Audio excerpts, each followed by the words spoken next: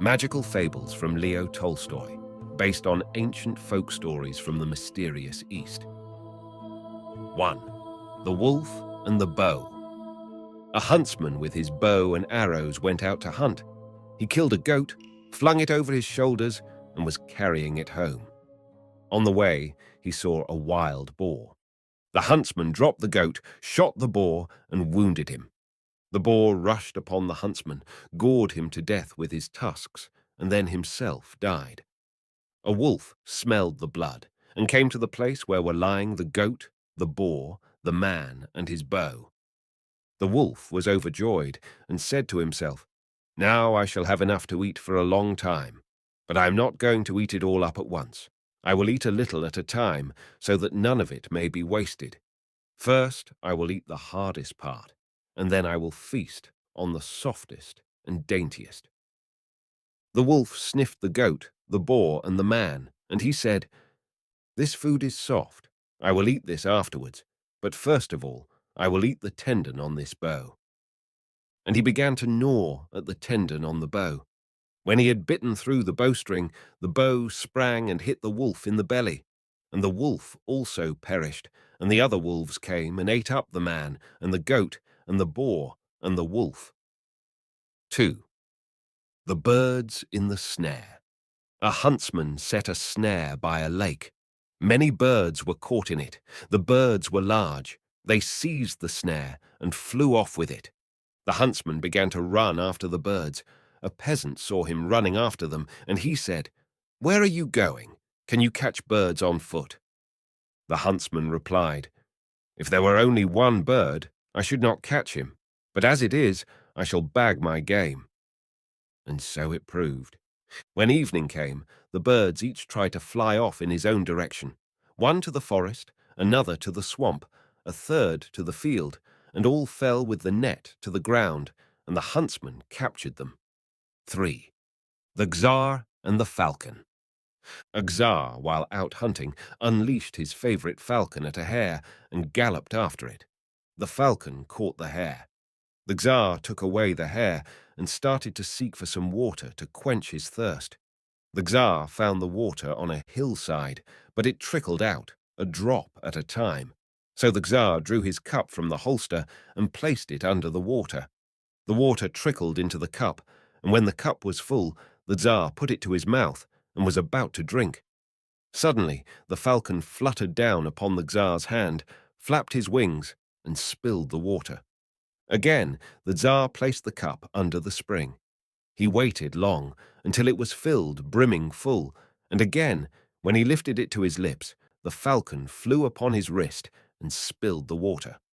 When for the third time the Tsar managed to get his cup filled and was lifting it to his lips, the falcon again spilled it. The Tsar grew wroth and struck the falcon with all his might with a stone and killed him. Then came the Tsar's servants, and one of them ran up to the spring in order to find a more plentiful supply of water and come back quickly with a full cup. But the servant brought no water back.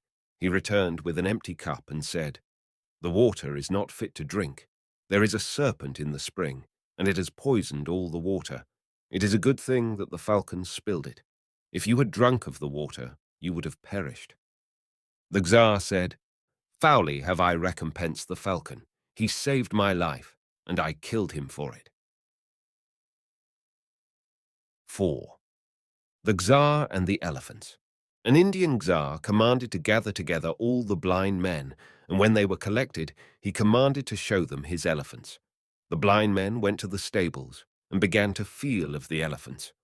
One felt of the leg, another of the tail, a third of the rump, a fourth of the belly, a fifth of the back, a sixth of the ears, a seventh of the tusks, an eighth of the proboscis. Then the Czar called the blind men to him and asked them, "What are my elephants like?" And one blind man said, "Thy elephants are like pillars." This blind man had felt of the legs.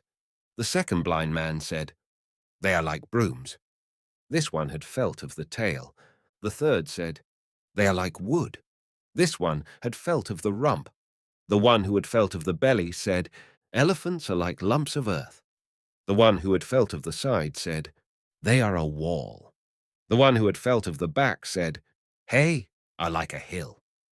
The one who had felt of the ears said, They are like a handkerchief. The one who had felt of the head said, They are like a mortar. The one who had felt of the tusks said, They are like horns. The one who had felt of the proboscis said, They are like a stout rope. And all the blind men began to dispute and quarrel. 5. Why there is evil in the world. A hermit lived in the forest, and the animals were not afraid of him. He and the wild animals used to talk together, and they understood one another. Once the hermit lay down under a tree, and a raven, a dove, a stag, and a snake came to the same place to sleep. The animals began to reason why evil should exist in the world. The raven said, It is all owing to hunger that there is evil in the world. When we have as much as we wish to eat, we sit by ourselves on the bough and core, and everything is good and gay, and we are in every respect well off. But some other day we are famished, and everything is quite the opposite, so that we can see no brightness in God's world, and we feel full of unrest. We fly about from place to place, and there is no rest for us. And even if we see some meat afar off, then it becomes still worse. For if we fly down to get it, either sticks and stones are thrown at us, or wolves and dogs chase us, and we are absolutely destroyed. How much trouble comes upon us from hunger? All evil is caused by it. The dove said, In my opinion, evil does not arise from hunger, but it all comes from love. If we only lived alone, we should have little trouble. Wretchedness shared makes one doubly wretched, and so we always live in pairs. And if we love our mates, there is no peace for us at all. We are always thinking, Asterisk, has she had enough to eat? Is she warm? And when our mate is away from us anywhere, then we are wholly lost. We cannot help worrying all the time. If only the hawk does not carry her off, or men make way with her, and we ourselves fly off in pursuit of her, and perhaps find the poor thing either in the hawk's claws or in the snare. And if our mate is lost, then there is no more comfort for us. We cannot eat, we cannot drink, we can only fly about and mourn. How many of us have perished in this way? No, evil comes not from hunger, but from love. The snake said, No, evil arises neither from hunger nor from love, but from ill temper. If we lived peacefully, we should not do so much harm. Everything would be delightful for us. But now, if anything is done to us, we fall into a rage, and then there is nothing gentle about us. We only think how we can avenge the wrong on someone. We lose control of ourselves and hiss and try to bite someone. We would not have pity on anyone. We would bite our own father and mother. It seems as if we could eat our own selves. The moment we begin to lose our temper, we are undone. All the evil in the world arises from ill temper. The stag said, No, not from ill temper, and not from love, and not from hunger arises all the evil that is in the world, but evil arises from fear. If it were possible for us to live without fear, all would be well with us. We are swift-footed and have great strength. With our antlers, we can defend ourselves from little animals, and we can run from the large ones. But it is impossible to escape fear. If it is only the twigs creaking in the far east, or the leaves rustling, we are all of a tremble with fear. Our heart beats. We instinctively start to run and fly with all our might. Another time a hare runs by, or a bird flutters, or a dry twig crackles, and we think it is a wild beast, and in running away, we really run into danger. And again we are running from a dog, and we come upon a man. Oftentimes we are frightened and start to flee. We don't know whither, and we roll over a precipice and perish. And we have to sleep with one eye open, with one ear alert, and we are always in alarm. There is no peace. All evil comes from fear. Then the hermit said, Not from hunger, nor from love, nor from ill temper, nor from fear come all our troubles, but all the evil that is in the world is due to our different natures. Hence come hunger and love, ill temper and fear. 6. The wolf and the huntsman. A wolf was eating up a sheep. The huntsman discovered him and began to beat him. The wolf said, "It is not right for you to beat me. It is not my fault that I am a wild beast. God made me so." But the huntsman replied, "We do not beat wolves because they are wild beasts, but because they eat the sheep." 7. Two peasants. Once upon a time, two peasants attempted to pass each other, and their sledges became entangled. One cried, "Give me room. I must get to town as quickly as possible." And the other said, "You give me room. I must get home as quickly as possible." Thus, for a long time, they disputed. A third peasant saw it and said, "If you're in such a hurry, then each of you give way a little." 8. The peasant and the horse. A peasant went to town to get oats for his horse. As soon as he got out of the village, the horse wanted to return home. The peasant lashed the horse with his whip. The horse started up, but in regard to the peasant it thought, "The fool! Where is he driving me? We should be better off at home." Before they reached the city, the peasant noticed that the mud made the going hard for the horse, so he turned him upon the wood-block pavement. But the horse refused to go upon the pavement. The peasant lashed the horse again and twitched at the reins. The animal turned off upon the pavement and said to himself, "Why did he turn me off upon the pavement? It only breaks my hooves. It is hard here under my feet." The peasant drove up to the shop, bought his oats, and went home. When he reached home, he gave the horse the oats. The horse began to eat and said to himself, "What stupid things men are! They only love to show their mastery over us, but their intelligence is less than ours.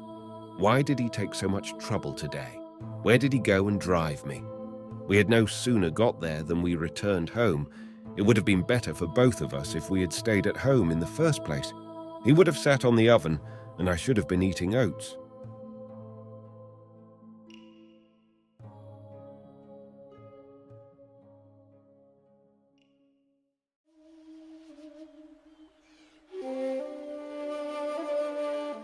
Fables for Children, but it is really meant for adults, by Leo Tolstoy.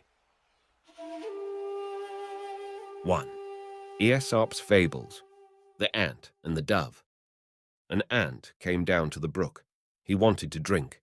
A wave washed him down and almost drowned him. A dove was carrying a branch. She saw the ant was drowning, so she cast the branch down to him in the brook. The ant got up on the branch and was saved. Then a hunter placed a snare for the dove and was on the point of drawing it in. The ant crawled up to the hunter and bit him on the leg. The hunter groaned and dropped the snare. The dove fluttered upwards and flew away. The Turtle and the Eagle. A turtle asked an eagle to teach her how to fly.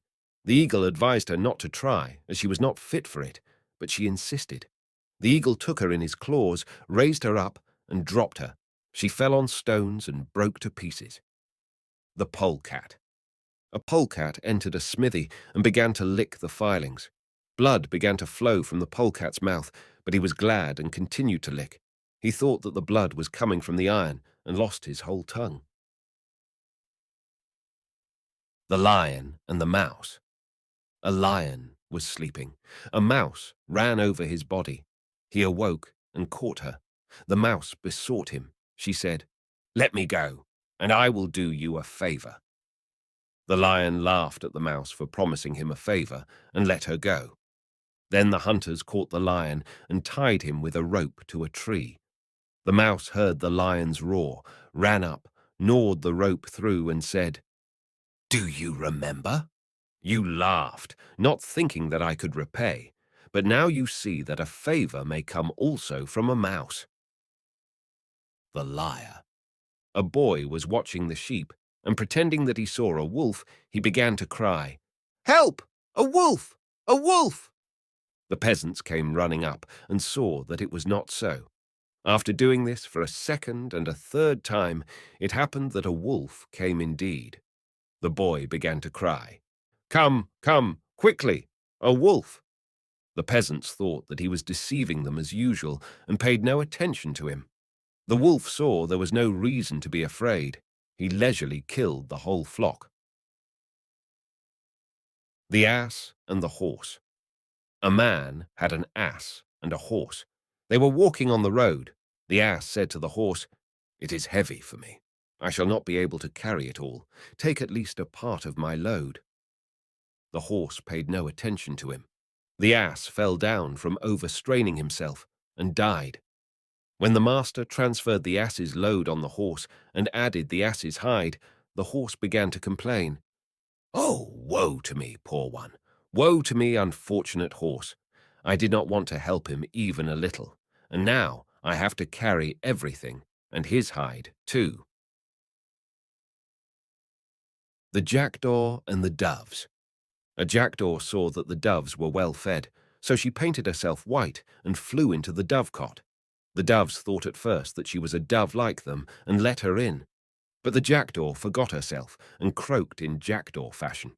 Then the doves began to pick at her and drove her away. The jackdaw flew back to her friends, but the jackdaws were frightened at her, seeing her white, and themselves drove her away. The woman and the hen. A hen laid an egg each day. The mistress thought that if she gave her more to eat, she would lay twice as much. So she did. The hen grew fat and stopped laying. The lion, the bear, and the fox. A lion and a bear procured some meat and began to fight for it. The bear did not want to give in, nor did the lion yield. They fought for so long a time that they both grew feeble and lay down. A fox saw the meat between them. She grabbed it and ran away with it. The dog, the cock, and the fox. A dog and a cock went to travel together.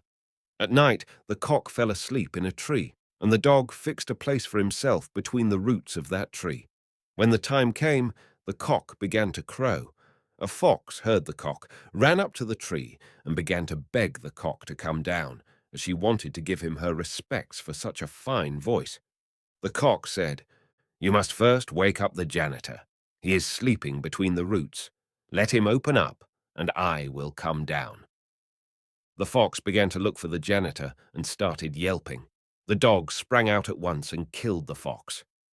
The horse and the groom. A groom stole the horse's oats and sold them, but he cleaned the horse each day. Said the horse, "If you really wish me to be in good condition, do not sell my oats." The frog and the lion. A lion heard a frog croaking and thought it was a large beast that was calling so loud. He walked up and saw a frog coming out of the swamp. The lion crushed her with his paw and said, "There is nothing to look at, and yet I was frightened." The grasshopper and the ants. In the fall, the wheat of the ants got wet. They were drying it. A hungry grasshopper asked them for something to eat. The ants said, "Why did you not gather food during the summer?" She said, "I had no time. I sang songs." They laughed and said, "If you sang in the summer, dance in the winter." The hen and the golden eggs. A master had a hen which laid golden eggs. He wanted more gold at once, and so killed the hen. He thought that inside of her there was a large lump of gold, but she was just like any other hen. The ass in the lion's skin.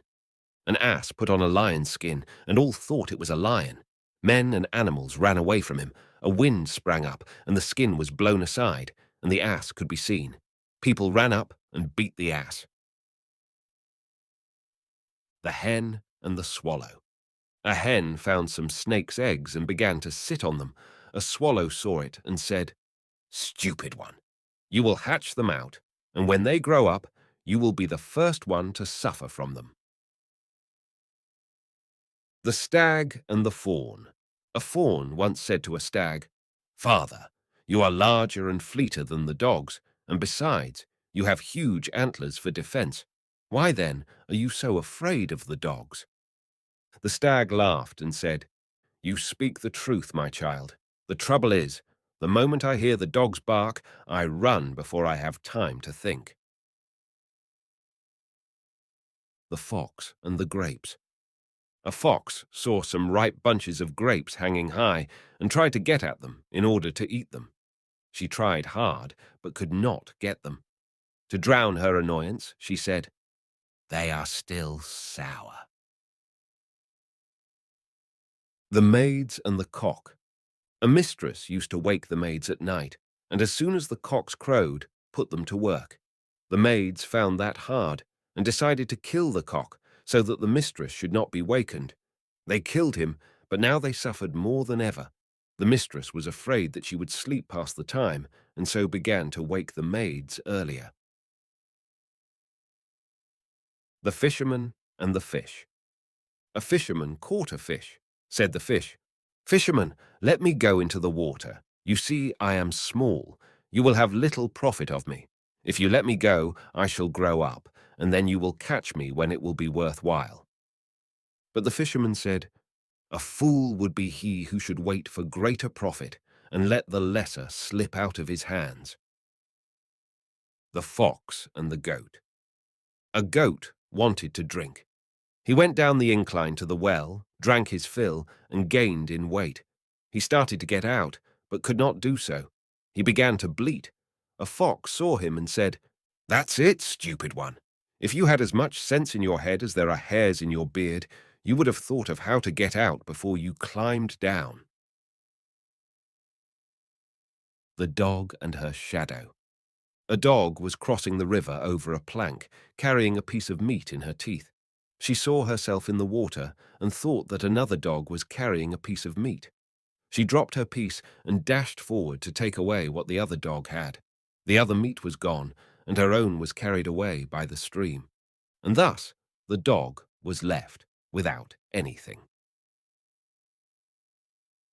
The Crane and the Stork. A peasant put out his nets to catch the cranes for tramping down his field. In the nets were caught the cranes, and with them one stork. The stork said to the peasant, "Let me go. I am not a crane, but a stork. We are most honored birds. I live on your father's house. You can see by my feathers that I am not a crane." The peasant said, "With the cranes I have caught you, and with them will I kill you." The Gardener and His Sons. A gardener wanted his sons to get used to gardening. As he was dying, he called them up and said to them, "Children, when I am dead, look for what is hidden in the vineyard." The sons thought that it was a treasure, and when their father died, they began to dig there and dug up the whole ground. They did not find the treasure, but they ploughed the vineyard up so well that it brought forth more fruit than ever. The Wolf and the Crane. A wolf had a bone stuck in his throat and could not cough it up. He called the crane and said to him, "Crane, you have a long neck. Thrust your head into my throat and draw out the bone. I will reward you." The crane stuck his head in, pulled out the bone and said, "Give me my reward." The wolf gnashed his teeth and said, "Is it not enough reward for you that I did not bite off your head when it was between my teeth?" The Hares and the Frogs. The hares once got together and began to complain about their life. "We perish from men, and from dogs, and from eagles, and from all the other beasts. It would be better to die at once than to live in fright and suffer. Come, let us drown ourselves." And the hares raced away to drown themselves in a lake. The frogs heard the hares and plumped into the water. So one of the hares said, "Wait, boys, let us put off the drowning. Evidently the frogs are having a harder life than we. They are afraid even of us." The Father and His Sons. A father told his sons to live in peace. They paid no attention to him, so he told them to bring the bath broom and said, "Break it." No matter how much they tried, they could not break it. Then the father unclosed the broom and told them to break the rods singly. They broke it. The father said, "So it is with you. If you live in peace, no one will overcome you. But if you quarrel and are divided, anyone will easily ruin you." The Fox. A fox got caught in a trap. She tore off her tail and got away. She began to contrive how to cover up her shame. She called together the foxes and begged them to cut off their tails. "A tail," she said, "is a useless thing. In vain do we drag along a dead weight." One of the foxes said, "You would not be speaking thus if you were not tailless." The tailless fox grew silent and went away. The wild ass and the tame ass. A wild ass saw a tame ass. The wild ass went up to him and began to praise his life, saying how smooth his body was and what sweet feed he received. Later, when the tame ass was loaded down and a driver began to goad him with a stick, the wild ass said, "No, brother, I do not envy you. I see that your life is going hard with you." The stag. A stag went to the brook to quench his thirst. He saw himself in the water and began to admire his horns, seeing how large and branching they were, and he looked at his feet and said, "But my feet are unseemly and thin." Suddenly, a lion sprang out and made for the stag. The stag started to run over the open plain. He was getting away, but there came a forest, and his horns caught in the branches, and the lion caught him. As the stag was dying, he said, "How foolish I am! That which I thought to be unseemly and thin was saving me, and what I gloried in has been my ruin." The dog and the wolf. A dog fell asleep back of the yard. A wolf ran up and wanted to eat him. Said the dog, "Wolf, don't eat me yet. Now I am lean and bony. Wait a little. My master is going to celebrate a wedding. Then I shall have plenty to eat. I shall grow fat. It will be better to eat me then." The wolf believed her and went away. Then he came a second time and saw the dog lying on the roof. The wolf said to her, "Well, have they had the wedding?" The dog replied, "Listen, wolf, if you catch me again asleep in front of the yard, do not wait for the wedding." The gnat and the lion. A gnat came to a lion and said, "Do you think that you have more strength than I? You are mistaken. What does your strength consist in? Is it that you scratch with your claws and gnaw with your teeth? That is the way the women quarrel with their husbands. I am stronger than you. If you wish, let us fight." And the gnat